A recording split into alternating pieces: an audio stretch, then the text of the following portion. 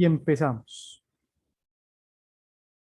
Hoy vamos a hablar un poquito sobre restricción física y restricción química, sobre todo restricción química. ¿Por qué? Porque en fauna silvestre la restricción es absolutamente necesaria por un sinnúmero de fines o de razones. Transporte, identificación, investigación, medicina de la conservación, estudios taxonómicos, translocaciones o relocalizaciones. Entonces, eh, si nosotros vemos acá rápidamente, ¿por qué nosotros tenemos que, eh, por qué nosotros tendríamos que hacer, por ejemplo, movilización de animales de un sitio a otro? Porque es que en los centros de conservación ex situ, por ejemplo, zoológicos, acuarios, fauna exótica, convencionales, centros de rehabilitación, hogares de paso, atención y valoración, investigación y por zoocría, en cualquier momento es necesario hacer restricción tanto física como química. Hay que aprender a utilizar, por ejemplo, las herramientas. Entonces, por ejemplo, miren este caso. Este es un caso de un jaguar que se supone que era supremamente dócil, pero por, digamos, por procesos, digamos, de restricción y por básica seguridad, pues se procede, a pesar que el animal está restringido físicamente con una cadena, se restringe químicamente con un dardo manufacturado. Miren este caso. Este es un caso real, un caso de un jaguar, un caso muy triste, muchachos, que tocó ir a una finca, un jaguar que le faltaban los colmillos, las uñas, todo, absolutamente todo. Yo no sé si de este caso les he hablado en algún momento, pero quizá más adelante les hable. Es un caso de un jaguar que, dice la historia, utilizaban algunos paramilitares para deshacerse de, de cuerpos en el sur del departamento de Córdoba. Era una hembra muy dócil y ella terminó en el zoológico de Barranquilla en sus últimos días, afortunadamente. Entonces, ¿se manipula sin anestesia? Pues sí, o sea, ustedes pueden manipular un animal sin anestesia y cualquier persona que tenga la idoneidad, que tenga la capacidad, que tenga la perspicacia, la seguridad, la experiencia de hacerlo. ¿Se restringe sin exámenes clínicos? Sí, no, muchachos. Depende. El problema es que en fauna silvestre recuerden que algunas veces es diferente a los domésticos, porque en domésticos cuando el animal está, por ejemplo, sometido a un quirófano o va a ser, por ejemplo, anestesiado, se le hacen exámenes preclínicos antes de, para saber o garantizar, por ejemplo, cómo está el hígado y cómo está el riñón. Eso se hace generalmente por medio de enzimas hepáticas y renales. Entonces, algunas veces es peor la cura que la enfermedad. Uno termina anestesiando al animal y el animal se muere. ¿Por qué? Porque el animal tenía alguna condición que no podía o en la cual se tenía que evitar de todas las formas posibles la anestesia. Pero el problema es que cuando usted restringe un animal de 10 kilos, pues lo puede hacer con guantes, con nasas, con triadillas, con lo que sea, con pértigas de restricción, con tramojos, con lo que sea. Pero un animal de 300 kilos como un tigre, usted no lo puede restringir físicamente. Necesariamente tiene que anestesiarlo y si ese animal se encuentra, por ejemplo, mal, pues el animal se va a morir. ¿Existe el protocolo adecuado? No lo sabemos. Eso toca buscarlo animal por animal. Lastimosamente, ha tocado crear protocolos de restricción. Por ejemplo, yo les he hablado del caso de la Danta, les he hablado la semana pasada. Era un protocolo que no existía hasta que llegó el doctor Roberto Aguilar y que por cierto está en un diplomado que están ofertando un grupo de veterinarios. Por ahí voy a estar yo. El doctor Roberto Aguilar es un pionero en la medicina de fauna silvestre. Más adelante, si alguien quiere más información, pues por ahí está en redes sociales. Yo soy un invitado más para ese diplomado. En el caso de los chigüiros, por ejemplo, recuerdo que cuando íbamos a anestesiar chigüiros, literalmente no habían protocolos establecidos en restricción de la subespecie Isthmus. Había un documento brasilero donde estaba plasmada el uso de tiletamina solazepam, mm, ketamina silacina, como anestésicos en capibaras. Nosotros lo que hicimos fue emular lo que estaba en el artículo científico y pudimos nosotros construir nuestro propio artículo científico con un protocolo para una nueva especie. O sea que algunas veces con fauna silvestre se van a encontrar que no existe un protocolo adecuado. Entonces, ¿por qué se debe anestesiar cuando no se necesita anestesiar? Por ejemplo, en movilizaciones, por ejemplo, en una toma de muestra de sangre. El doctor de Orjuela hace 20 años, yo no sé si ese protocolo todavía lo sigue instaurando, él manipulaba la totalidad de los individuos del zoológico. Y él decía, ese estrés que los animales les ocasiona la manipulación una vez al año, o una vez cada 2 años, o una vez cada 3 años, es bueno. Es bueno porque hace que eh, el animal vaya entendiendo que los humanos, pues sí, somos presa. Perdón, somos depredador, disculpe. Pero los venados siempre nosotros nos van a ver como eso, como un depredador. Cuando usted manipula de manera constante un animal, se ha podido denotar, por ejemplo, que la glándula suprarrenal aumenta de tamaño, posiblemente por eh, condiciones de estrés crónico. El estrés, muchachos, en algunas circunstancias no es malo. El estrés de manera crónica y no tan exacerbado mm, puede hacer, pues, es un mecanismo de defensa natural, muchachos, literalmente. Ahora, yo de esto les he hablado mucho, que hay animales que sufren, por ejemplo, de la miopatía por captura. Y uno de los principales animales, o grupo de animales, taxonómicamente hablando, es los cérvidos, la familia. Venados, antílopes, oryx, ciervos de todo tipo, renos. Estos animales son muy susceptibles a la liberación de catecolaminas endógenas, son presas, son animales que cuando entran en una contracción muscular sostenida, sobre todo de la musculatura lumbar o de la musculatura de aquí los semitendinosos y semimembranosos, pues aquí lo que va a suceder es que la rhabdomiólisis, la destrucción que se da como resultado de esa despolarización, que no repolariza, es decir, se queda el músculo completamente contraído, produce una necrosis de esos miocitos que llegan a circulación y que van a dar como resultado eh, un sinnúmero de procesos, entre ellos la insuficiencia renal de tipo aguda.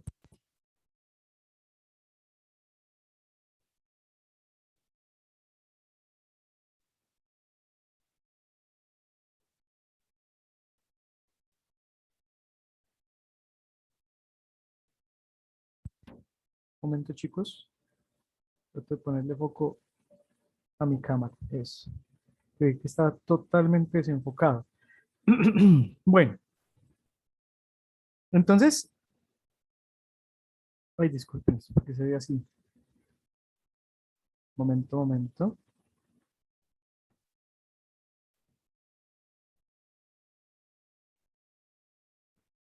Bueno, entonces miremos acá.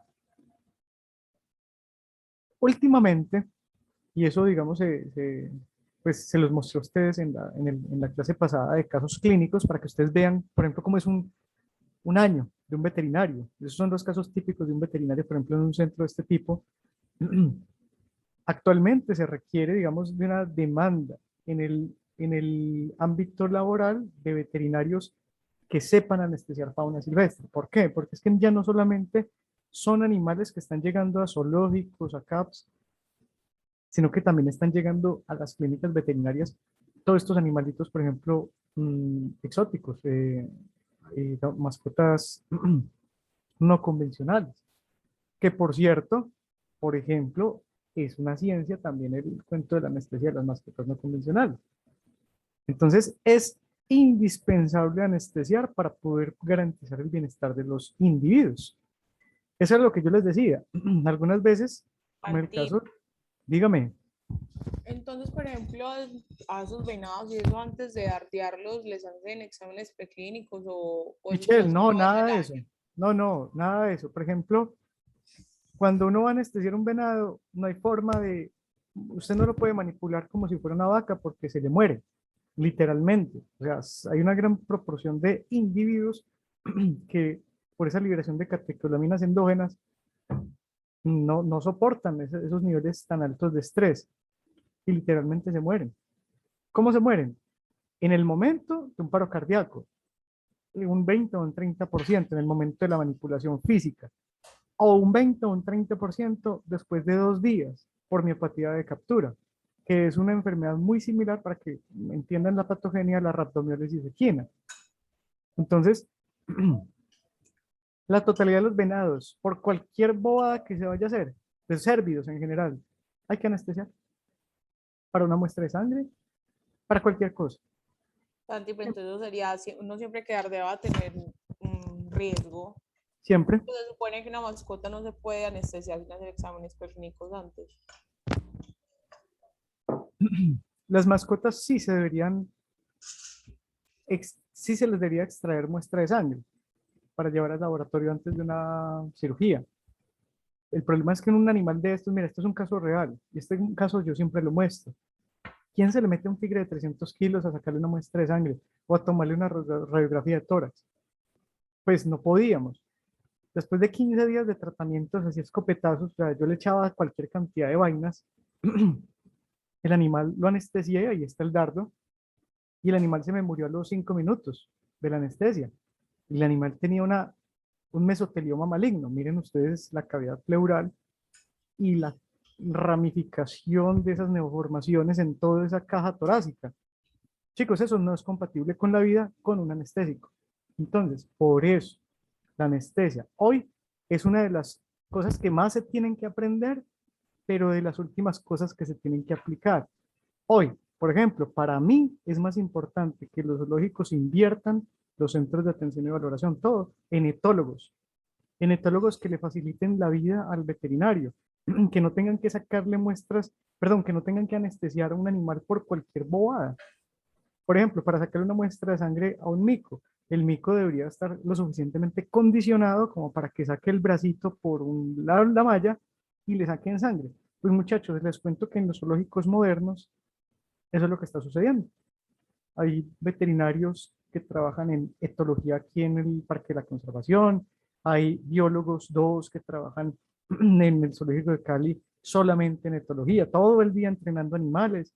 En Ucumari también lo hay, en Santa Cruz también está una veterinaria. O sea, hay muchos veterinarios que trabajan en ese ámbito en este momento y es una necesidad. Pero esos veterinarios son el primer filtro. Si el animal se tiene que anestesiar, pues muchachos, se tiene que anestesiar. Este es el caso que yo les decía de la Danta, que pasó por 3 protocolos anestésicos y el tercero fue el que yo vi en el artículo científico del doctor Roberto Aguilar, aquí está, y aquí están las 14 dantas anestesiadas en Costa Rica, con el peso estimado y con las concentraciones estimadas de butorfanol, silacina y ketamina. Pues muchachos, yo hice butorfanol, silacina, ketamina con naloxona y yoimbina. Y fue una anestesia perfecta, como está descrito en ese artículo científico. Igualito. Entonces, fue la única forma en la que yo pude, casi después de 6 meses, tener un animal con una herida en la mandíbula y no saber cómo anestesiar. Les estoy hablando de hace casi 20 años atrás, ¿cierto? Entonces, miren acá, este soy yo, con más pelito. Esa es la danta.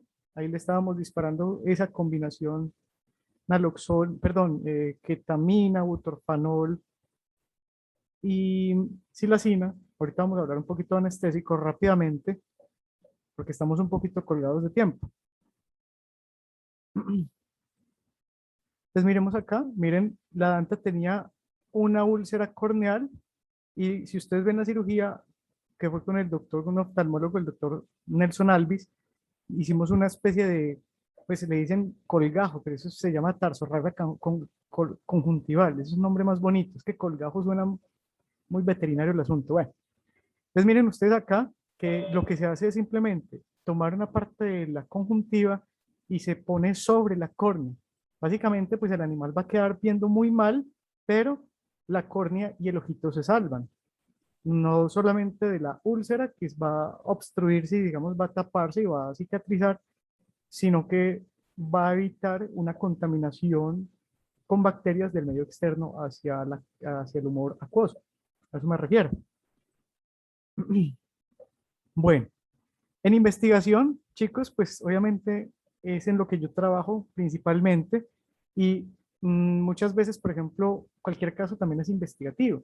Ese es el caso de un tumor que tenía este tigre en Barranquilla, una lesión enorme aquí en el brazo. Yo tenía un tigre y unos ligres con lesiones en dos brazos y esas lesiones terminan siendo neoplasias. El de Pereira fue un sarcoma epitelioide maligno y ese fue el último ligre. Yo me acuerdo incluso de ese caso porque fue el último, ligre. El ligre, para que me entiendan, es una mezcla entre león y tigre. No tienen el número par de cromosomas homólogos, sino como uno por encima del otro, entonces tienen un híbrido que se llama el ligre. Y a mí me tocó atender el último ligre aquí en Colombia. Ese bicho tenía 23 o 24 años ya, estaba muy viejito y le dio un cáncer, entonces nos tocó eutanasiar el animal, estaba muy malito. Y este tenía, no un cáncer, era un tumor benigno de células de Schwann. Aquí está un schwannoma, esto está publicado en un artículo. Un schwannoma en un tigre, el zoológico de Barranquilla, ahí está. Tumor de la vena nerviosa periférica. Entonces miren que cada cosa, por ejemplo, es importante, es relevante para darlo a conocer. Este es un caso de anestesia en primates con fines investigativos. Estábamos investigando en primates del Nuevo Mundo la cronometría dentaria. Es muy interesante ver, por ejemplo, que ellos son cebus capucinos o cebus capuchinos, digámosle así, pero en realidad es que cebus capucinos, así se le dice. Le dicen mono capuchino o machín o maicero, también le dicen. Y lo bonito fue que tienen todas las muelas, tienen las cordales supremamente bien. Nosotros estamos perdiendo las cordales por parámetros y por situaciones de tipo evolutivo, ¿cierto? Hay gente que tiene cordales y hay gente que ya no le nacen las cordales.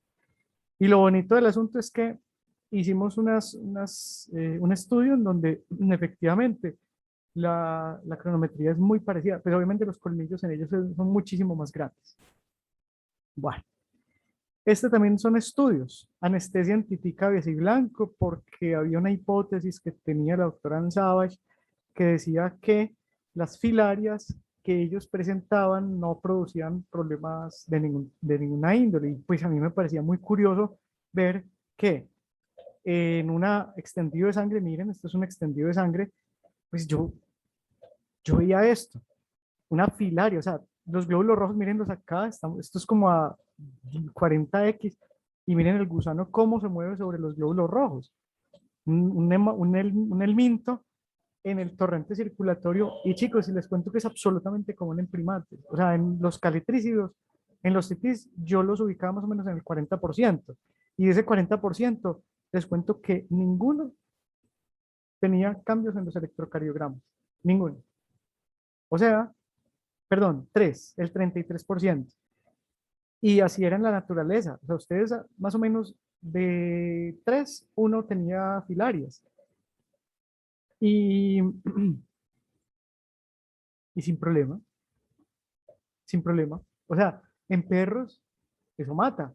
En perros hace una serie de ramificaciones en las válvulas y produce básicamente la muerte de un individuo. En calitricidos no. Son fascinantes, muchachos. Entonces, ellos han aprendido a convivir con esas filarias a través de la historia evolutiva. ¿Por qué se hacen anestesia a nivel in situ? Por estudios taxonómicos, conservación, translocaciones, rehabilitación, monitoreo, cambio de equipos, medicina de la conservación. Entonces, por ejemplo, para investigación, ¿por qué hago yo anestesia? Pues muchachos, porque yo soy un cazador de microbios, me voy al campo, anestesio bichos y esos bichos yo me llevo las muestras a la universidad y las proceso. Nada de estos animales, pues no los eutanasiamos, no. Son animales que son anestesiados con algún tipo de fin. O, por ejemplo, animales que tienen problemas, por ejemplo, en este caso, este es un puma, este es un caso real. Esta no es la foto de la zona, pero pues para que me entiendan o para poder yo como comprender la foto. Este puma estaba en Tierra Alta, Córdoba. Básicamente, era un animal que se estaba comiendo el ganado en una zona de amortiguación. Los pumas pues, proceden del bosque. La gente, por poner vacas, lo que hace es tumbar el bosque. Un puma puede caminar 20 kilómetros al día y ellos básicamente orinan por aquí. Pues obviamente llega un punto en el que regresan a su propia tierra y se dan cuenta que ya no hay árboles, pero lo que hay es vacas chiquitas. Entonces, pues comienzan a crear cacería sobre los pumas, sobre las vacas. Eso es un gran problema que hay que tratar de mirar cómo corroborar. Por ejemplo, para la identificación, este es el caso que yo les hablaba ahorita, que no había nada escrito sobre capibaras, sobre esta subespecie de Isthmus, que es un poquito más pequeña. Pues, ¿qué pasa, muchachos? Se coge el toro por los cuernos. Nosotros hacemos un estudio muy completo, emulamos o tratamos de hacer algo similar a lo que habían hecho con una subespecie emparentada o relacionada, y luego de hacer todos los protocolos de laboratorio de restricción, de manipulación tanto física como química, porque estos, bueno, yo creo que ya les he mostrado a ustedes mucho, se puede utilizar, por ejemplo, anestesia en campo, utilizando pistolas de dardo, o se puede utilizar, por ejemplo, restricción utilizando el condicionamiento clásico operante. Los animales van entrando utilizando, por ejemplo, pequeños cebos y se manipulan todos en su totalidad para no fragmentar los grupos. Entonces, por ejemplo, miren acá, esto es lo que surge de la investigación. Un artículo donde nosotros hacemos 2 protocolos anestésicos en chigüires. ¿Cuál es la conclusión de ese artículo? Básicamente, es muy sencilla. Dice, usted puede utilizar los 2 protocolos sin problema, pero ketamina silacina produce bradicardia y bradipnea, muy posiblemente por el agonista alfa-2 adrenérgico, que es la silacina, ya vamos a hablar de eso un poquito más adelante. Entonces se recomienda que en chigüiros que sean diagnosticados ex situ con algún problema respiratorio o cardíaco, se utilice mejor quiletamina solizepam. Ese es como el resultado de nuestra investigación. Y más que el resultado, es como darle una herramienta, darle una línea base de conocimiento al gremio veterinario. Gracias a este artículo, yo estoy seguro que mucha gente ha podido anestesiar chigüiritos en nuestro país. Bueno, es lógico, ya esto lo conocemos también. Tenemos que llevar para investigación una cantidad de equipos para trabajar. Bueno, entonces vámonos ahora sí a la presentación, que es más importante. Ya como viendo la importancia, o sea, eso es como lo macro, porque es importante. Entonces ya vámonos a lo más pequeño. Un segundo, bueno. La contención se puede hacer por varias razones: transporte, identificación, investigación, medicina de la conservación, estudios taxonómicos, translocaciones o relocalizaciones. ¿Qué son las translocaciones? Es una de las cosas, por ejemplo, que más se utiliza la anestesia de fauna silvestre en algunos proyectos muy, muy famosos o donde hay especies muy amenazadas. Es el cuento de la translocación, o cuando, por ejemplo, el ANLA le da el permiso a una empresa de mineros, por ejemplo, donde va a fragmentar un bosque pequeño, un bosque, por ejemplo, que no se encuentra pegado a un parque nacional natural. Entonces dicen, es que debajo de ese bosque hay oro. El ANLA nos dio permiso para tumbarlo, es un bosque de 10 hectáreas, y resulta que en ese pequeño bosque hay un grupo de micos. Momento.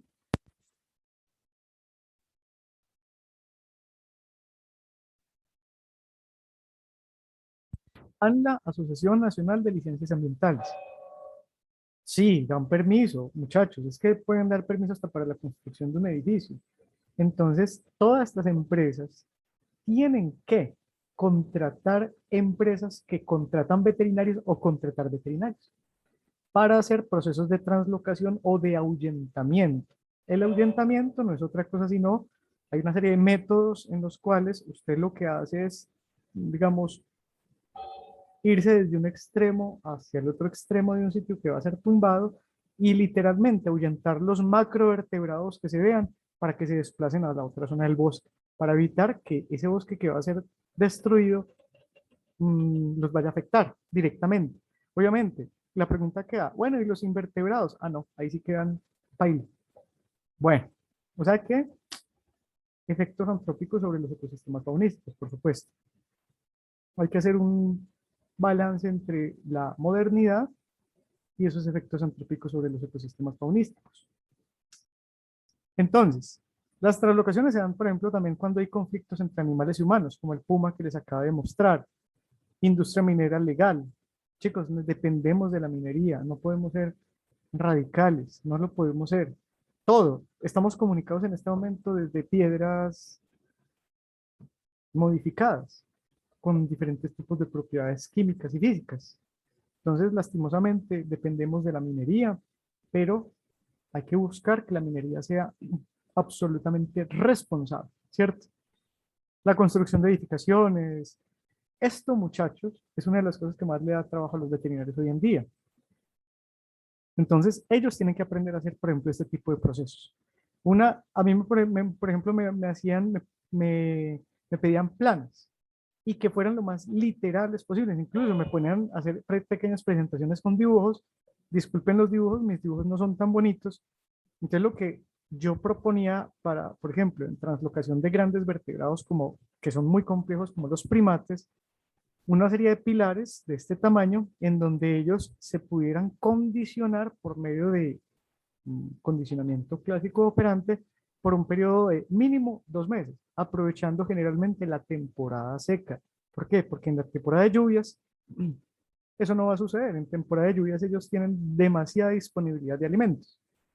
Una malla que recubriera ese pilar y que tuviera una pequeña guillotina en donde comenzaron a ingresar los primates. Generalmente, lo que se espera es que los micos entren, principalmente el centinela y los demás van entrando hasta que entra el más dominante y llega un punto en el que se familiarizan con comida, ellos van entrando a estos recintos, hasta que llega un punto en el que nosotros los podemos cerrar, se cierra la compuerta y se captura la totalidad del grupo. ¿Por qué no se captura de manera directa, así, con pistola de dardos? Porque es un riesgo. Una pistola de dardos no le da a usted más de 15 metros y generalmente en vida silvestre es casi imposible que usted pueda dispararle a un mico a una distancia de menos de 15 metros. Por eso quizá en un recinto tipo zoológico o en un CAP, pero en un área, ellos sienten mucho antes la presencia suya que cuando usted, por ejemplo, lo siente a ellos. Entonces lo que hacen ellos es que cuando usted está caminando, ellos incluso se comienzan a desplazar de árboles y se comienzan a alejar. A ellos no les gustan los humanos. Se manipula la totalidad con dardos. Pues ese cuento de dardos tranquilizantes es un nombre muy coloquial, es un nombre que le han dado en la literatura o en los shows, pero en realidad un dardo sirve para cualquier tipo de imposición de medicamentos parenterales intramuscular.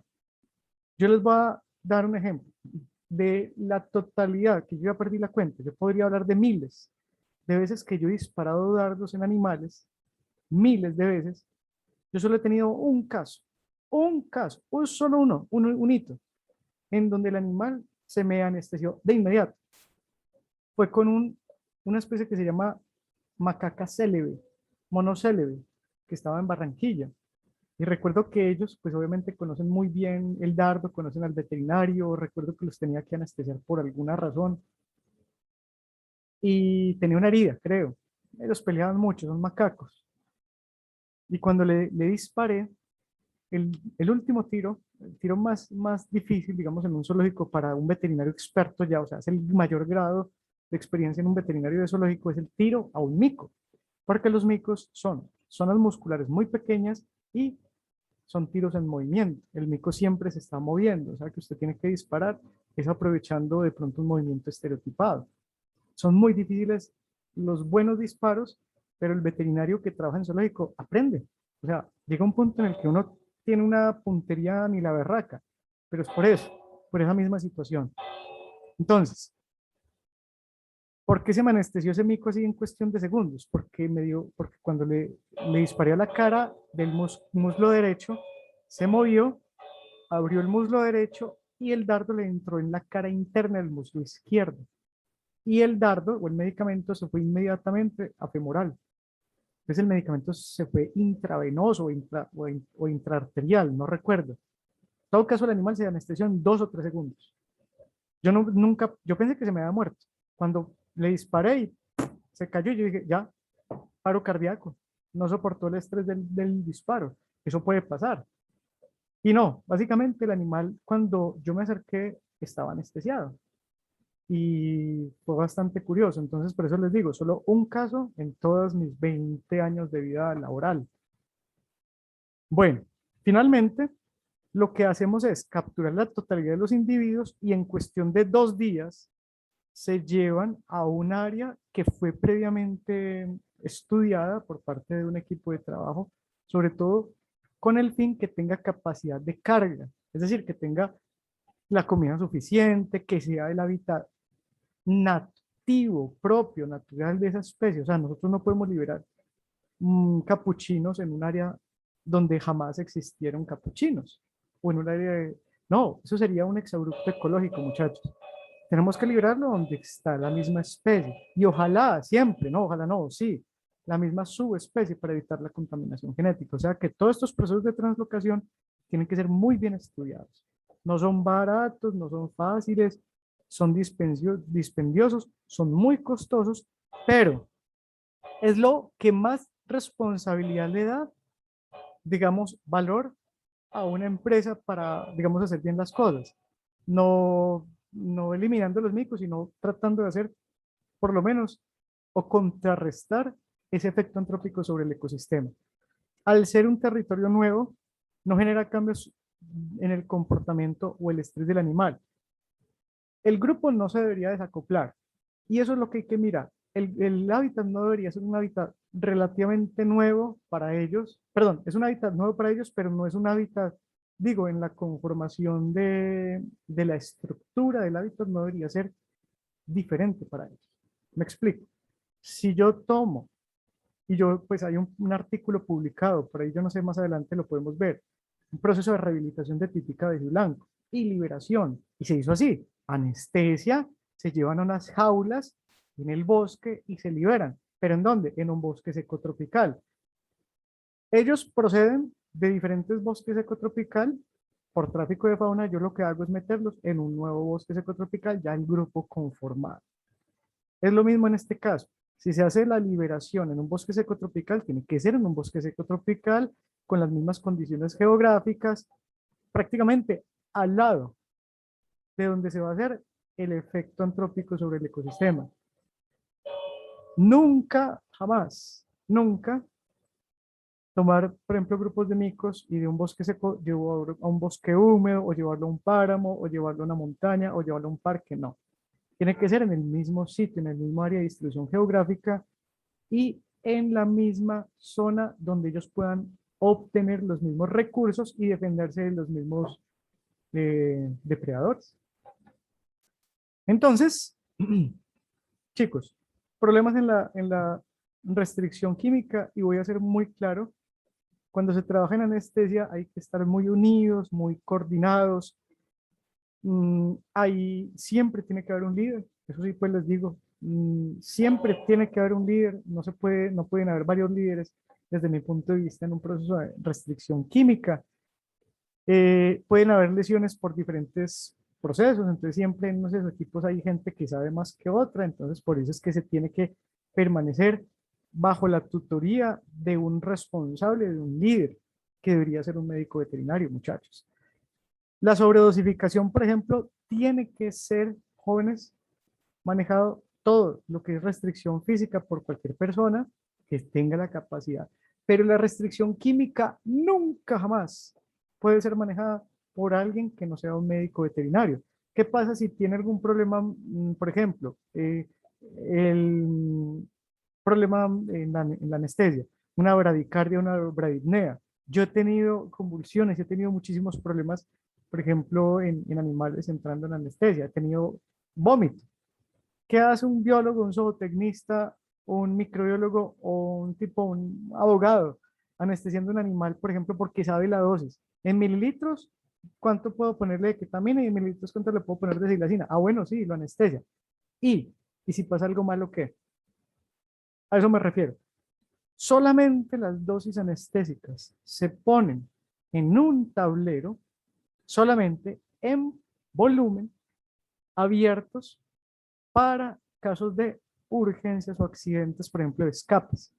Por ejemplo, yo tenía protocolizado que los cuidadores de algunos zoológicos, si algún día, por alguna razón, yo no estoy o estoy lejos, o alguien está más cerca que yo a la pistola de dardos o al rifle o a los dardos, ahí dice, si se escapó el tigre, póngale 10 mililitros de ketamina y 2 mililitros de silacina en un dardo de 10. Habían cuidadores que ya sabían utilizar los dardos, eso, ellos saben cargar bien, saben cargar muy bien los dardos, ellos son muy curiosos. Entonces, ¿qué es lo que no se debe permitir? Nunca, jamás. No se debe permitir que una persona no veterinaria haga o se encargue de un proceso anestésico con algún tipo de fin. Solamente es justificable en los casos de escapes código rojo. Nada más que eso. ¿Listo? Bueno, entonces vamos a mirar acá y dardos de todo tipo. Chicos, qué pena, yo me puedo extender muchísimo tiempo y no darme cuenta cuánto hablo, pero bueno, estamos bien de tiempo todavía. No hay ningún lío. Entonces vamos a mirar acá.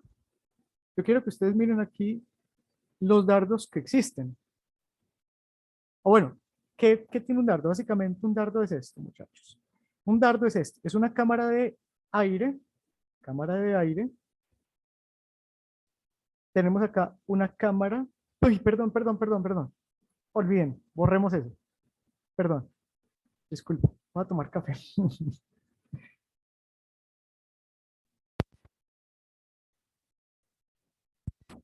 Perdón, ahora sí. Disculpen el lapsus brutus.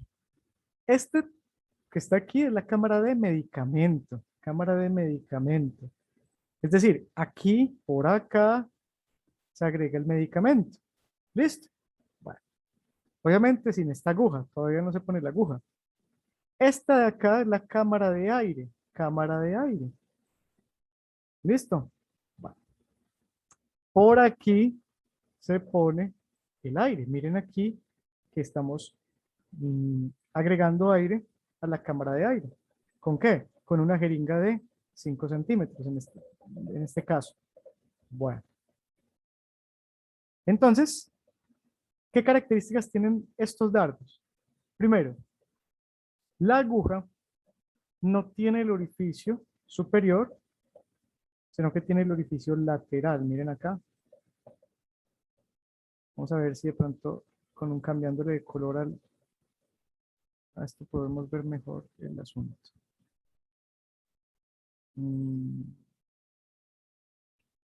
Miren acá el orificio lateral. Y miren acá el orificio lateral. ¿Sí lo ven? Entonces, ¿por qué tiene un orificio lateral las agujas de los dardos? Muchachos, pasa lo siguiente. Cuando el dardo chuza al animal, cuando usted dispara el dardo, usted tiene que obstruir que el medicamento no se salga. Si tuviéramos un orificio superior en la punta, por ejemplo, como están en las agujas normalmente encontradas, pues básicamente no habría cómo obstruir ese orificio. Entonces se utiliza esto que está acá, que es una silicona, ¿sí? Esto es una silicona que ustedes la pueden comprar o la pueden hacer. Por ejemplo, estas siliconas pues las venden varias marcas, pero por ejemplo la gente ahí utiliza vial de lidocaína. eh, Mírenlo acá, esto es lo que trae, por ejemplo, este émbolo de caucho, que trae el vial de lidocaína odontológica, que son unos frascos como de plástico, o hay algunas jeringas que traen estos émbolos más delgaditos. Estos pueden servir como obstructores, por ejemplo, de este orificio lateral. Bueno, ¿Por qué ese orificio lateral? Vuelvo e insisto, porque cuando chuza el animal, esta silicona se desplaza hacia atrás. Esto se desplaza hacia atrás y cuando se desplaza, porque esto entra en el animal, pero esto no entra en el animal. Esto, la piel la corre hasta más o menos este nivel. Entonces, cuando se desplaza hacia atrás, pues básicamente el dardo está tan lleno de aire, aquí hay presión, mucha presión, y este émbolo que está aquí, que es lo que separa el émbolo de aire con el cámara de medicamento, empuja el medicamento y el medicamento básicamente va a salir por estos orificios laterales. Más adelante les voy a mostrar un videito para que más o menos entendamos, porque recuerden que aquí va a salir una nota de seguimiento.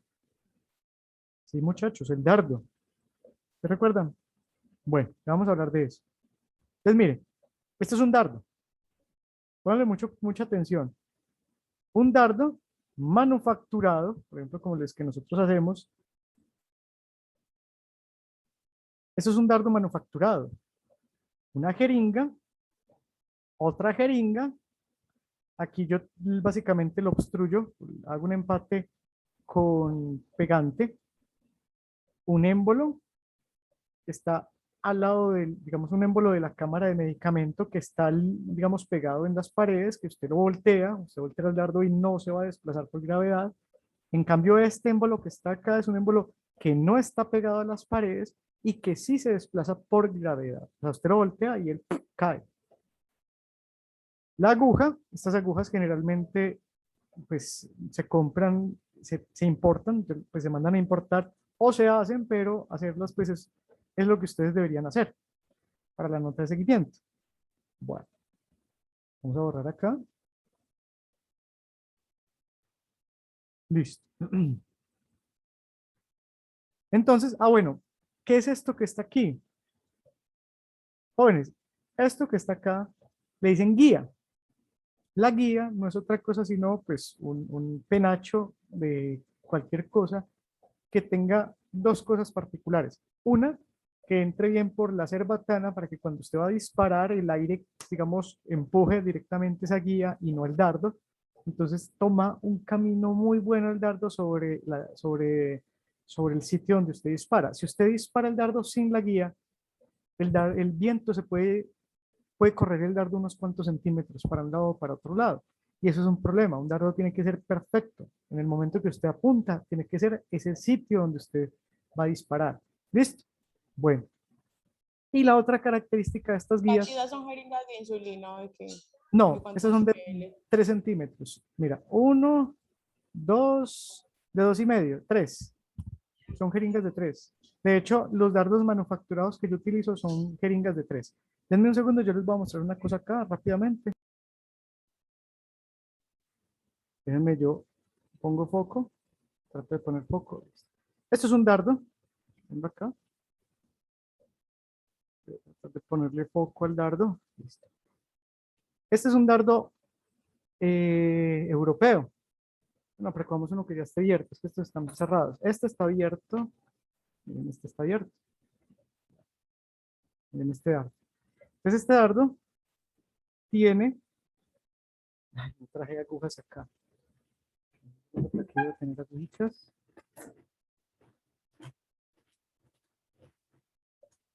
Claro que sí, aquí tengo de todo, muchachos. Bueno, aguja.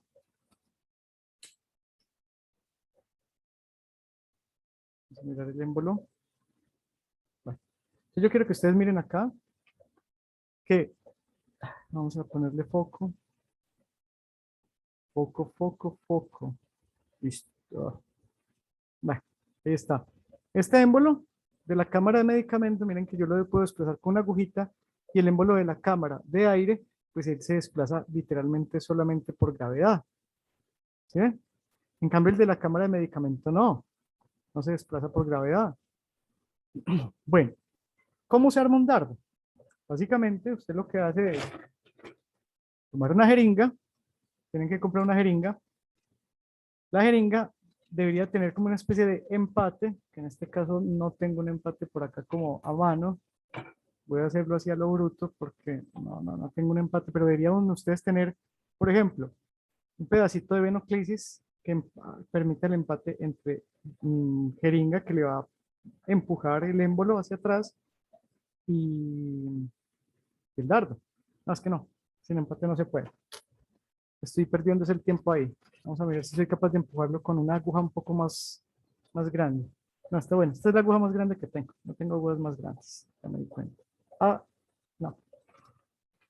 No tengo agujas más grandes que este. Esta es un poquito más larga. También le puedo empujar hasta atrás. Vamos a mirar.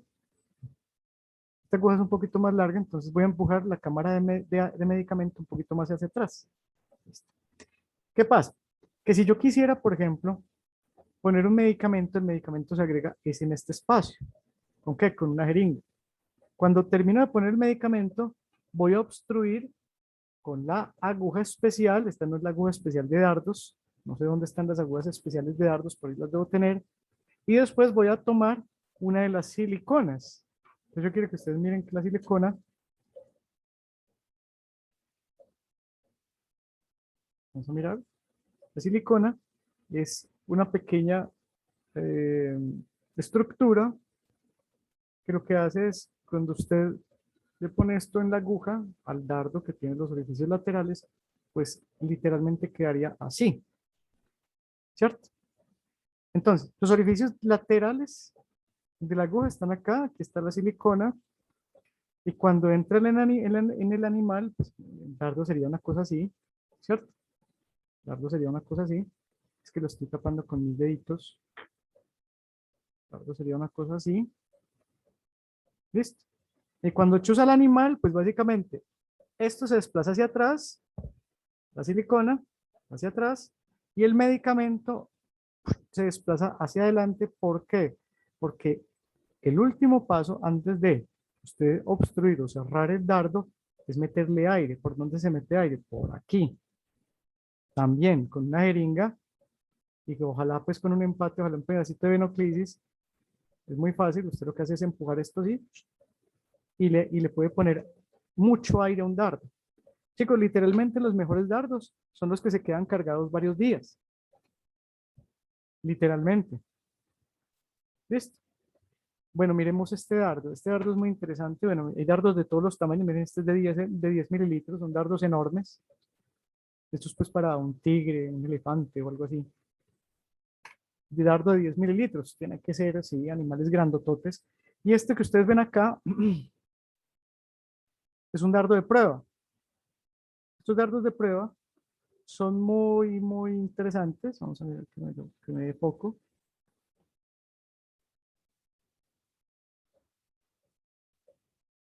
A ver, yo me quito de acá a ver si me da foco el dardo de prueba. No, no me da foco el dardo de prueba. Bueno, vamos a mirar, esto es así. El dardo de prueba, muchachos, literalmente, si ustedes ven acá, ¿cierto? Tiene, pues, una aguja, también puede tener una aguja, y no tiene cómo meterle medicamento porque esto está completamente lleno de algo. Vamos a ver, chuzar qué exactamente puede ser eso. Es duro, no pasa, la aguja no pasa de ahí. Se llama dardo de prueba porque es que parece que estuviera cargado. Los dardos, cuando usted los carga de líquidos, quedan pesados. Entonces es mucho más fácil aprender con estos dardos.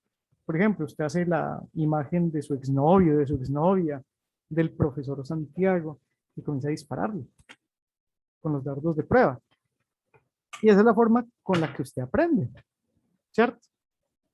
Disparando primero a pedazos de carne, a cajas, eh, a dibujos en la pared.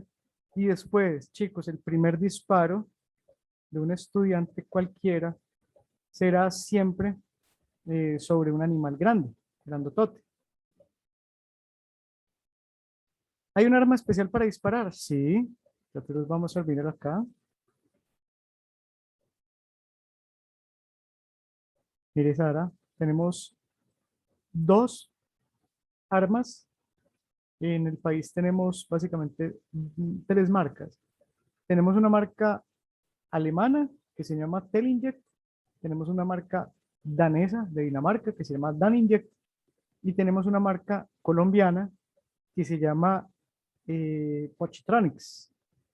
que es del doctor Robin Poches, y él hace unos dardos y hace unas armas que yo no he tenido la posibilidad de probar. Yo ahorita en un par de meses, en un par de meses voy a la Orinoquía y él va a llevar unos equipos de él para probarlos, a ver qué tal son. Pero sí, son armas literales, que por cierto, por ejemplo, estas armas ustedes cuando se transportan por avión, toca literalmente pasarlas como armas. No sé por qué. Y de hecho, por ejemplo, tienen muchos problemas en la importación, porque pues es que en realidad son de anestesio, de anestésicos o de medicamentos intramusculares. Pero pues básicamente no hay normatividad sobre esto, entonces conozco, si no hay acceso a armas, ¿hay alguna manera rústica de hacer una? Mucha gente, Sara, ha intentado hacer armas rústicas, sobre todo eh, con armas de estas de paintball, pero esas armas de paintball no controlan bien la distancia. Me explico. Cuando tú trabajas con una pistola de estas, miren acá, miren, este es el rifle que hay en el CAP de Cali, y es un rifle que da más o menos unos 30 metros, ¿cierto? Y tiene mira, o sea, en realidad utilizar ese rifle es supremamente cómodo. Pero las armas que nosotros tenemos, por ejemplo, en la lasallista, nosotros tenemos una de estas, una pistola Tellinger, una alemana. Uno cree, uno dice pistola de dardos, parece como una manguera, ¿cierto? Parece más una manguera que una pistola de dardos, pero vale 5 millones de pesos. Son muy costosos. ¿Por qué? Porque son exactas. ¿Qué los hace exactos? Estos manómetros que están acá. Esto es un manómetro. Aquí no se ve, pero esto también tiene un manómetro. El manómetro me da básicamente dos medidas, en libras de presión y en una medida de presión que se llama bar. Básicamente, ¿de qué depende el golpe o de qué depende el volumen de fuerza en el que va a disparar usted? Chicos, usted está trabajando en campo, usted está trabajando en un zoológico, está trabajando con un chigüiro tiene una piel súper gruesa, pero resulta que él por huir, al contrario, ellos son muy segatones y comienza a correr es hacia donde usted está y pasa por un lado. Muchachos, usted rápidamente en el manómetro tiene que quitarle aire rápidamente y aprovechar que está pasando por el lado y dispararle. ¿Por qué? Porque si usted no le quita aire y le tiene el aire a 15 metros y el chigüiro le dispara a usted a 1 metro, eso da un golpe ni el hijo de madre. ¡Pum! Que puede ser contraproducente en muchos sentidos. Uno, el principal, obviamente, la salud del animal. Conozco casos, no voy a dar nombres concretos, no me pasó a mí, realmente no me pasó a mí, pero si estaba presente en un caso de esos, si estuve presente en un caso de esos, de una anestesia en un venado. Y el veterinario le pasó eso, el venado se vino corriendo y capturar venados no es fácil, muchachos. Se vino corriendo cerca donde estaba el veterinario lo único que hizo fue quedarse quieto y no le modificó rápidamente el manómetro y le disparó y el dardo tenía una aguja relativamente grande y gruesa y llegó directamente al fémur y lo fracturó. El dardo, el disparo duro, ¡pam! Ese es un problema. Y el otro problema, muchachos, es que cuando se dispara muy duro, y yo sé que de pronto suena un poco raro, pero y es anecdótico, pero pregúntele a cualquier veterinario que trabaje en zoológicos, el disparo duro, quizás eso no esté escrito, no sé, habría que buscar, pero en mi experiencia, cuando uno dispara muy duro, el dardo, ¡pum!, rebota. Entonces el medicamento no entra a la piel, no entra en el músculo, rebota y el medicamento se sale, es cuando está devolviéndose en el aire, por el rebote. Entonces, por eso es que el tiro no es solamente el hecho de tener puntería, es poner un dardo con una aguja específica para la piel del animal y el, digamos, la presión que se debe ejercer en una pistola de estas, dependiendo de esas dos cosas, la piel y la distancia en la que está el animal. Un dardo, perdón, un disparo de 30 metros, más de 30 metros, yo no lo recomiendo. Yo lo máximo que he disparado es a 30 metros, con, digamos, con bastantes fallos. pero después de mucho estrés uno hace lo que tenga que hacer, ¿cierto? Pero se sufre, se padece, más de 30 metros, chicos, no. Y dos, con pistola yo no disparo nunca a más de 12 metros, 10 metros, 12 metros, chicos, los dardos comienzan a desplazarse, hacen péndulos, eh, se desplazan, los dardos son muy pesados y da el riesgo potencial en que uno puede fallar un dardo y causar un grave problema en el animal. Yo he fallado muchos dardos, sí, pero de causar problemas en el animal, nunca, afortunadamente. Solo he causado dos posibles lesiones que me tocó corroborar después para saber que estuviera bien el animal. Uno fue muy joven, recién egresado. A mí me dieron el zoológico de Cali para, pues como veterinario, el reemplazo del doctor de la Orjuela en ese tiempo.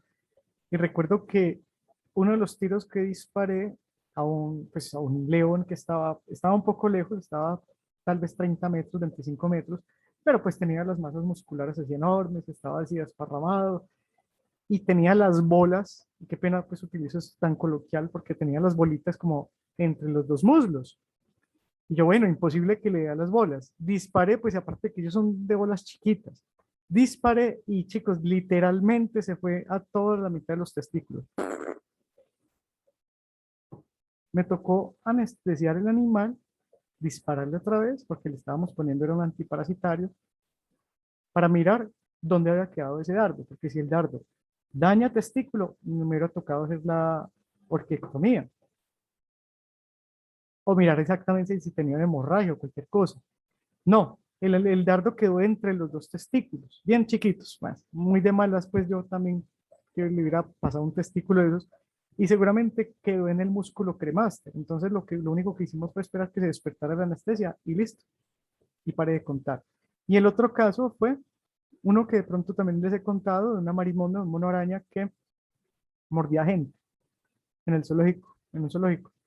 Y esa marimonda recuerdo que alguna vez le disparé en tiro en movimiento, ella iba subiendo un árbol, me tenía cansada la marimonda, habían demandas sobre el zoológico en ese tiempo por mordelona, y cuando le disparé, le alcancé a dar en el cachete. Y ese fue el momento en el que yo dije que nunca más iba a volver a disparar un tiro a esa distancia, porque es un riesgo. Es decir, un tiro de un mico que está subiendo, porque bueno, hay un problema legal en el zoológico, pero también la salud del individuo vale la pena. Quizá lo hubiera dado en otro lado. Afortunadamente el animal cayó anestesiado, me di cuenta que el dardo quedó en el músculo macetero, pero quedó muy cerca del ojo. Entonces, después de eso, muchachos, no. Uno tiene que ser muy responsable y los dardos algunas veces es una de las últimas cosas que se hacen. Hay diferentes propulsores. Cerbatanas, esto se utiliza mucho en los centros de atención y valoración. Por ejemplo, en general, una cerbatana de estas puede, digamos, darme a mí unos 4 metros. Es muy útil porque en los centros de atención y valoración se manejan animales pequeños y son recintos muy pequeños también, lastimosamente. Las pistolas y rifles, estas son por ejemplo marca Daninjek, estas pistolas son muy buenas, chicos, son excelentes. De estas pistolas ahí entiendo en el zoológico Cucumarí, yo trabajé con estas pistolas también y da, dice que hasta 75 o 100 metros, realmente muchachos, 75 o 100 metros tendría que ya hacer miras, por ejemplo, con láser o miras ya, pero realmente en un rifle, muchachos, para mí 20, 30 metros o 40 metros para una buena manipulación. Yo digo, si hay un animal por ahí, un felino en una carretera escapado de un zoológico, pues jóvenes, a 50 o 60 metros o lo que es, ¿cierto? Pero realmente en un zoológico, solamente yo considero el uso de estas armas, como por ejemplo estos rifles, es en los casos de escapes de animales. Y estos rifles se utilizan mucho en esos caps, es porque muchas veces se encuentran animales, por ejemplo, de una persona que se escapa. Una persona tenía un tigrillo en una casa y termina en un parque de una ciudad. Muchas veces le toca a un veterinario que trabaja en corporaciones trabajar con estos muchachos. Y otra de las particularidades es que estos rifles tienen pipetas de CO2. Estos son pipeticas de CO2 que venden en cualquier almacén, por ejemplo, de esas que venden armas de juguete o en los San Andresitos. Yo he visto, por ejemplo, que donde venden cosas de pesca, venden estas pipeticas de CO2. Y es lo que me permite a mí alimentar al manómetro con el aire. Y dependiendo, insisto, de la distancia, de la piel del animal, yo le pongo el volumen a ese manómetro. ¿Listo? Bueno. Chicos, consideraciones legales para la anestesia de fauna silvestre. Pues hay que entender, y yo creo que ustedes ya han pasado, algunos de ustedes, por farmacología, pero vamos a los que no han pasado por farmacología, quiero mostrarles a ustedes rápidamente. Vamos a hacer aquí un ejercicio. Montones.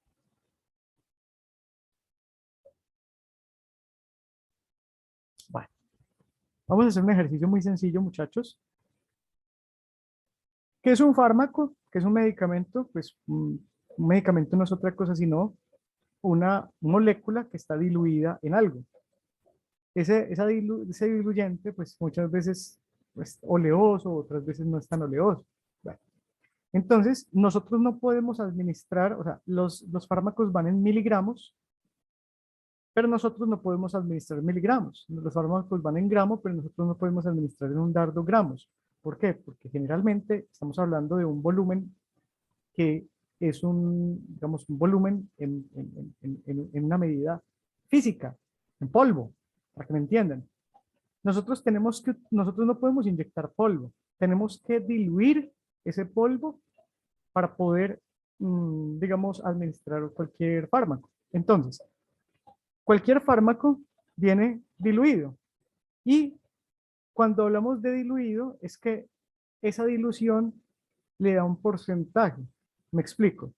Si en 100 mililitros de diluyente yo le agrego 1 gramo, a ver aquí medidas, 100 mililitros, 1 gramo de ketamina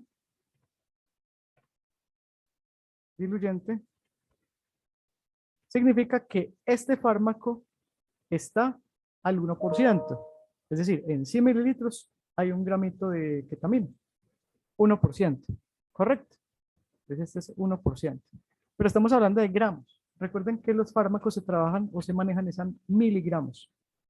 Entonces, generalmente, cuando ustedes quieran saber la dosis anestésica de un animal, se tienen que ir a los vademecum o a la experiencia o a las historias clínicas. Yo les recomiendo mucho este es uno que yo trabajo mucho, es el de Ian Ramsey, la 9ª edición, me lo vendieron en unas de esas ferias de lasallista de libros, y es excelente. ¿Por qué es excelente? Porque el de Carpentier creo que lo tienen ustedes en el grupo de Drive, que es un libro que, digamos, es un libro gurú, porque fue el primer vademecum veterinario de fauna silvestre que existió, ¿cierto? Que existe. Y básicamente lo que hizo el doctor Carpentier fue compilar toda la información investigativa y llevar a cabo un documento que fuera utilizado por veterinarios, pero no dicen los mecanismos de acción, no dicen muchas cosas, indicaciones, contraindicaciones. En cambio, en este libro está muy enfocado a animales exóticos y sobre todo a mascotas exóticas. Pero le da a usted, por ejemplo, mire, de ketamina. Le dicen la dosis en mamíferos, en conejos, hurones, cobayos, roedores, aves, reptiles, anfibios y peces, y las referencias. Interacciones farmacológicas, presentación, acción, indicaciones, todo está acá. ¿Bien? Por eso me gusta mucho este libro, porque es que no es solamente estudiarse las dosis de los fármacos, sino también los mecanismos de acción, somos veterinarios. Entonces, cuando ustedes hablan que un animal necesita, por ejemplo, vamos a hacer un ejemplo, eh, vamos a anestesiar un chigüiro, como siempre. Entonces, tenemos la anestesia de chigüiro se puede hacer con 2 fármacos, con ketamina y con silacina. Estas dos moléculas, ketamina, y ahorita lo vemos bien, es un anestésico disociativo, y la silacina es un agonista alfa-2 adrenérgico. La ketamina puede venir generalmente al 5% o al 10%. Así viene la presentación comercial. Listo. Y la silacina generalmente viene al 2%. Generalmente. ¿Qué significa? Toca ponerlo a miligramos. Significa que, por ejemplo, el chigüiro pesa, pongámosle un peso fácil, 10 kilos. Y tenemos que anestesiarlo con esta doble combinación. ¿Correcto? Entonces, la dosis de ketamina, hay que buscar la dosis acá, por ejemplo en chigüiros o en un artículo, Monsalve y colaboradores. La ketamina en chigüiros puede oscilar más o menos, vamos acá dosis, ketamina, 10 miligramos por kilogramo, y de silacina, pongámosle una dosis alta, 2 miligramos por kilogramo. Esta es una dosis cercana, de lo que me acuerdo yo con lo que anestesia a los chigüiros. Yo podría anestesiarlo con un poquito menos de silacina, con 1 miligramo, pero pues, los chigüiros no tienen tanto problema con la silacina. Bueno, entonces, ¿qué me dice la dosis? Esta es la dosis. Vamos a cerrar acá. Dosis. Listo. Tengo que poner ketamina y tengo que poner silacina. Pues tengo acá dosis es en miligramos. Y resulta que a mí me están dando la ketamina en porcentaje. Chicos, básicamente esto son puras reglas de 3. Básicamente, cuando hablamos de 5%, significa que hay 50 miligramos en 1 mililitro. Es lo mismo, si ustedes convierten, por ejemplo, 5 a porcentaje, significa que en 100 mililitros hay 5 gramos. Si ustedes convierten esto a miligramos mililitro, les va a dar que al 5% es 50 miligramos por mililitro. ¿Y al 10% cuánto? 100 miligramos por mililitro. ¿Cierto? Y silacina, 20 miligramos por mililitro.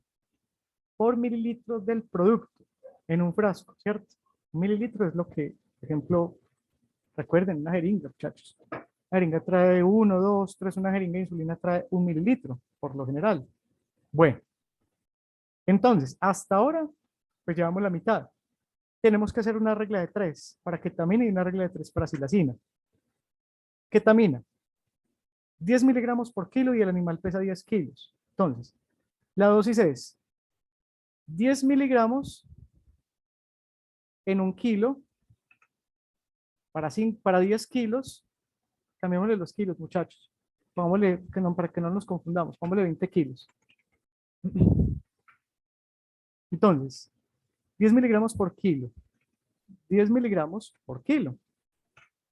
Para 20 kilos, ¿cuánto? Es una regla de 3, ¿cierto? Vamos a sacar la regla de 3, matemáticas de colegio. Aquí podemos utilizar y hacer básicamente 20 multiplicado por 10 dividido. Santi, Bueno, dígame.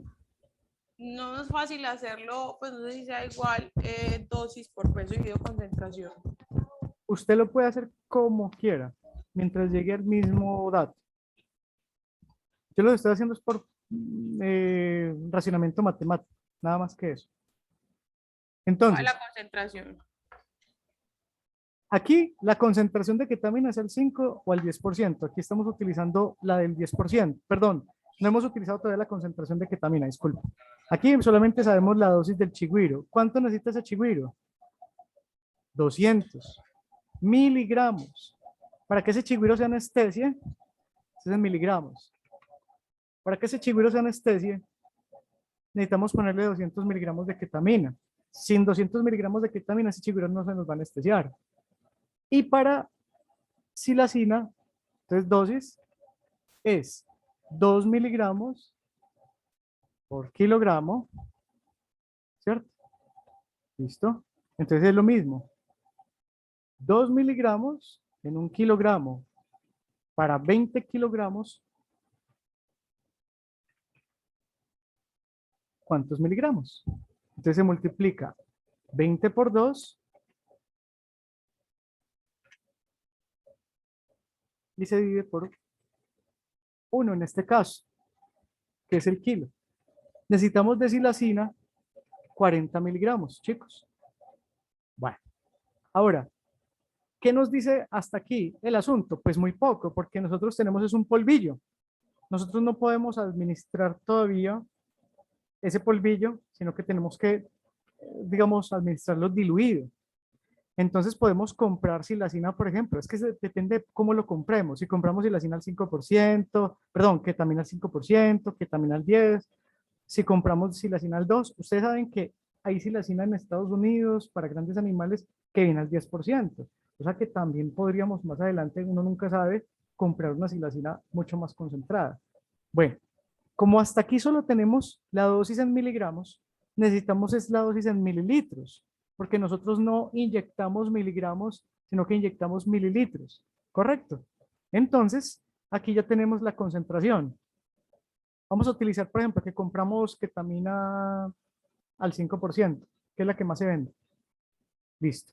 Entonces, en 1 mililitro de ketamina hay, ¿cuánto? 50 miligramos de ketamina. En 1 mililitro hay 50 miligramos de ketamina. ¿Listo? Bueno. ¿Cuánto necesitamos para el chigüiro? 200 miligramos. 200 miligramos, pues básicamente, ¿cuánto es? Pues muchachos, es lo mismo. Es lo mismo, es una simple regla de 3. Básicamente, en el Excel podemos hacer 200, multiplicamos por 1 y lo dividimos por 50. En este caso, la respuesta es 4. 4 mililitros de ketamina. ¿Listo? Ojo, no es en minúscula. Respuesta. La respuesta tiene que ser siempre en mililitros, muchachos, porque es que nosotros no podemos administrar, insisto, ustedes no compran 30 gramos de manzana de materia seca, ustedes compran 30 gramos de manzana de materia fresca, con agua. Entonces, tenemos siempre que llegar a este volumen, que es lo que vamos a poner en el dardo. ¿Listo? Ahora miremos acá. Desilacina, el más común, Rompun, Cetón, hay diferentes marcas, ¿cierto? Yo tampoco estoy casado con marcas, les estoy diciendo simplemente las que hay por ahí en el mercado. Entonces es la misma cosa, vamos a poner acá mililitro y silacina en miligramos. Entonces, ¿qué dice de silacina? Que viene al 2%, correcto. Entonces, en 1 mililitro vienen 20 miligramos, correcto. ¿Cuánto necesitamos para el chigüiro? 40. 40 miligramos, ¿en cuántos mililitros? Entonces vamos a poner esto acá, para que no se me confundan. Ponemos en azul. Y acá ponemos respuesta.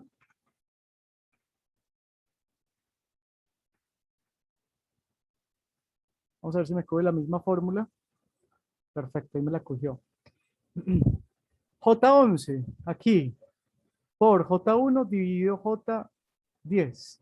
40 por 1 dividido 20 me da 2. Esto es lo que necesitamos ponerle de silacina. ¿Correcto?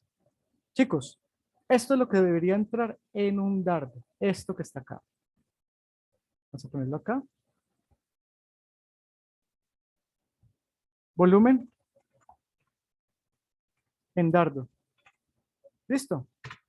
Bueno, ¿qué quiere decir esto, muchachos? Que cuando yo a ustedes les pregunte en el parcial, en un quiz o donde sea, anestesia, un mico de tantos kilos con tales productos al tanta porcentaje, ustedes ya deberían hacer esto.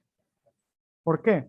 Porque esto ya uno incluso lo hace mentalmente. Yo ya lo hago mentalmente.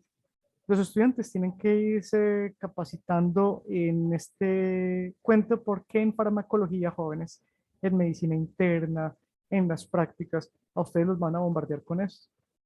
Esto se lo tienen que aprender. ¿Cómo hacer? Las dosificaciones. ¿Listo? ¿Queda claro más o menos ese asunto de cómo es la dosificación o hacemos otro ejercicio? Rápido.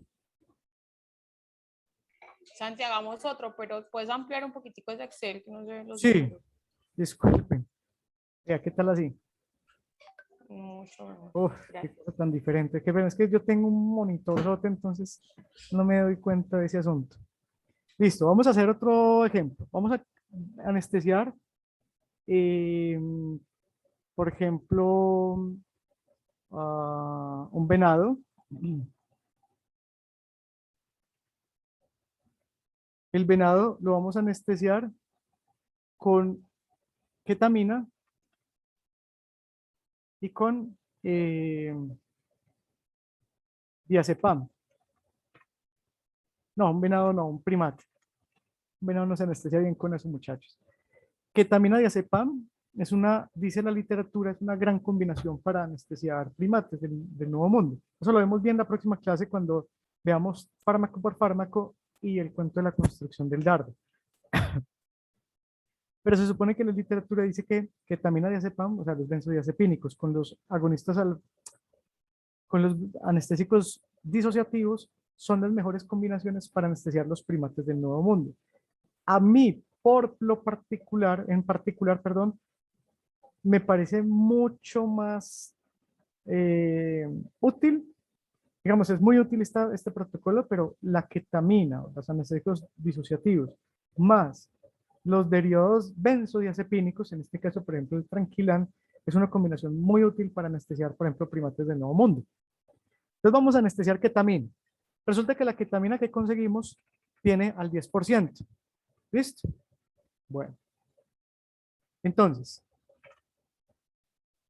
como viene el 10% y el diazepam que conseguimos esos vienen 2 mililitros, 10 miligramos, viene al 0.5%. 0.5% humano. ¿Qué significa? Que en 2 mililitros vienen 10 miligramos.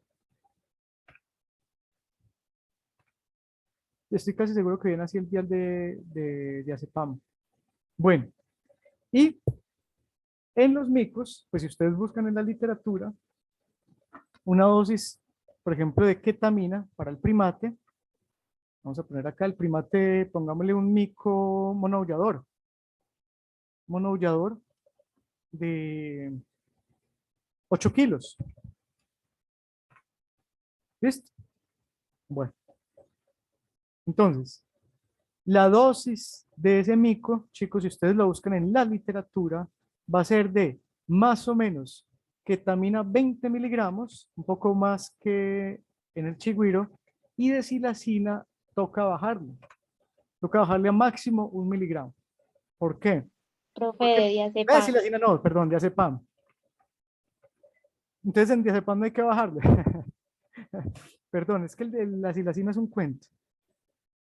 El diazepam. El diazepam no hay que bajarle tanto, pero también maneja una dosis similar a la silacina, 1 miligramo por kilogramo en primates.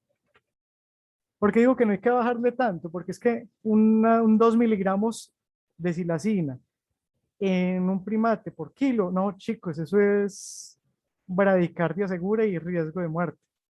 Entonces es muy problemática la silacina en ese caso. Yo, por ejemplo, no utilizo los agonistas alfa-adrenérgicos en primates. Hay veterinarios que sí lo hacen, pero yo he tenido casos muy feos de bradicardia, bradipnea, sobre todo en animales. Hace muchos años atrás, hace muchos años, me tocó ver anestesia de silacina en primates y no. Hay mejores opciones, muchachos. Bueno, entonces, ketamina, 10%, diazepam, 0.5%. Ok. ¿Qué significa 0.5%? Que en 1 mililitro tenemos 5 miligramos. Y el 10%, que en 1 mililitro tenemos 100 miligramos. ¿Cierto? Básicamente, eso es lo que significa esto. Bueno. Ahora, ¿cuál es la dosis que necesita ese primate de ketamina y cuál es la dosis que necesita ese primate de silacina? Entonces, es la misma, es una regla de 3. ¿El primate cuánto pesa? 8 kilos. Bueno, la silacina viene 1 mililitro, 100 miligramos. Entonces, dosis. A ver, vamos por parte, listo ya. La dosis es un 20 miligramos por kilogramo. Entonces, en 1 kilogramo, 20 miligramos de ketamina, ¿cierto? Por kilogramo.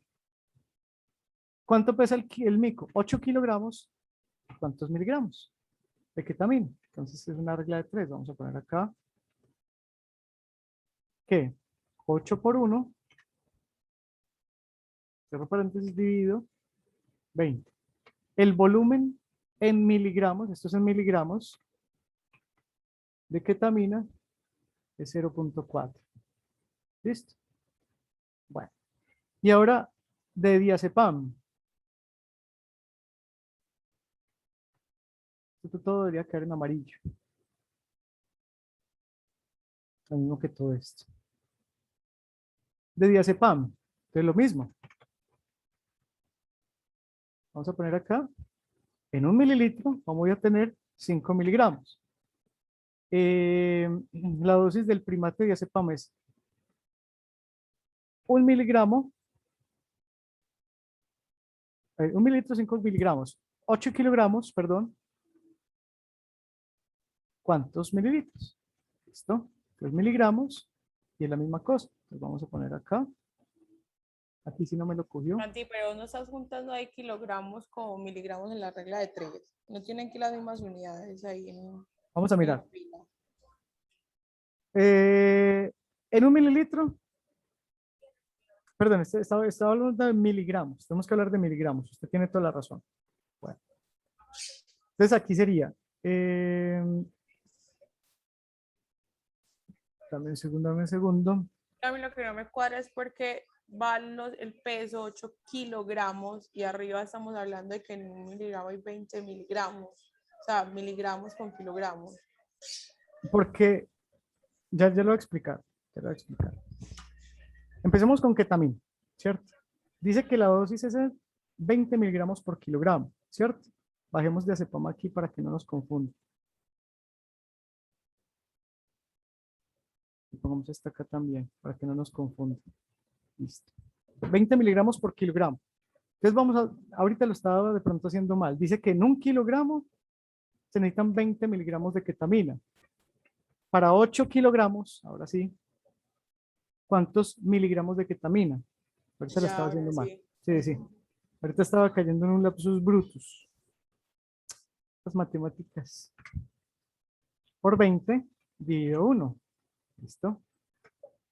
Entonces, este primate necesita 160 miligramos básicamente de ketamina. ¿Listo? Y silacina, perdón, de diazepam, es la misma cosa. Entonces, en 1 mililitro hay 5 miligramos. Perdón, para 1 kilo necesitamos 1 miligramo. 1 miligramo por kilo. 1 miligramo para 1 kilo. Para 8 kilos, ¿cuántos miligramos? Entonces es la misma cosa. Aquí nos va a dar obviamente 8, ¿cierto? 8 por 1 dividido 1. Hacemos el ejercicio completo, muchachos. Bueno, esta es la dosis que necesitamos en miligramos de ketamina y de silacina. De diazepam, perdón. De ketamina y de diazepam.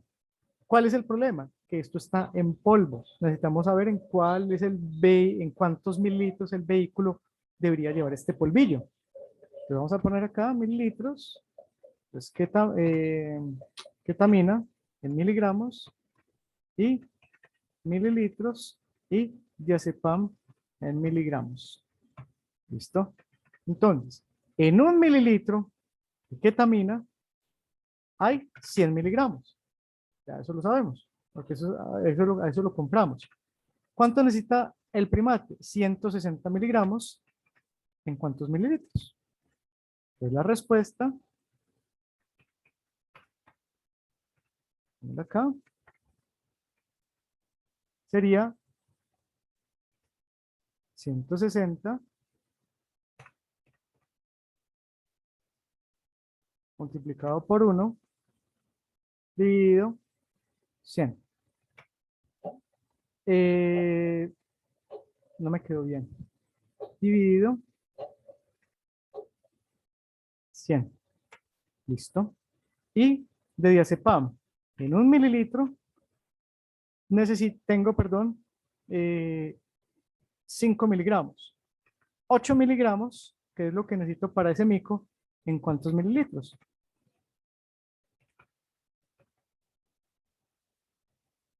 Miren que eso es súper fácil, ¿cierto? Sino que hay que hacerlo despacio, con calma, como para que uno no se vaya a entrar en pequeñas confusiones, como la de ahorita. Bueno. Y de diazepam. ¿Listo? En diazepam. Entonces, básicamente sería 8, se multiplica por 1 y se divide por 5. Eso es 1.6. Chicos, respuesta. La respuesta que me deberían dar es, respuesta.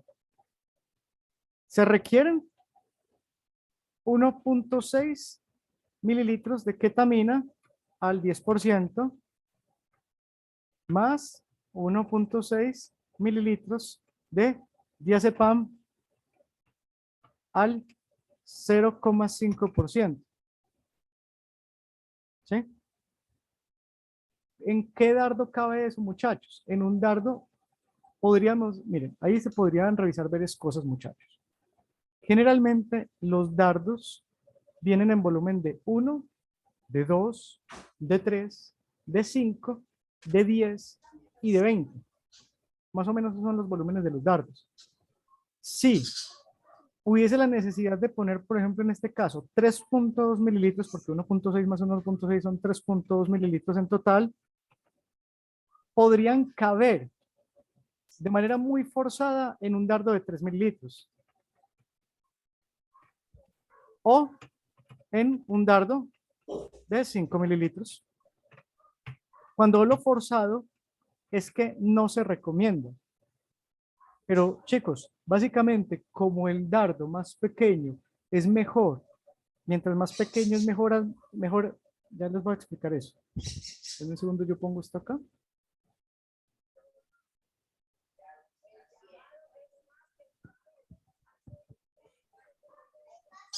Vamos a combinar esto acá para que ustedes vean la respuesta. Por ahí suena un pajarito en el fondo. Alguien tiene el micrófono abierto. Qué bonito. Bonito, sí que lo regalo Santiago. Ay, no.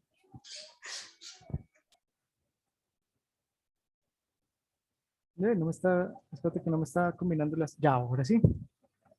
Listo. Entonces miren la respuesta.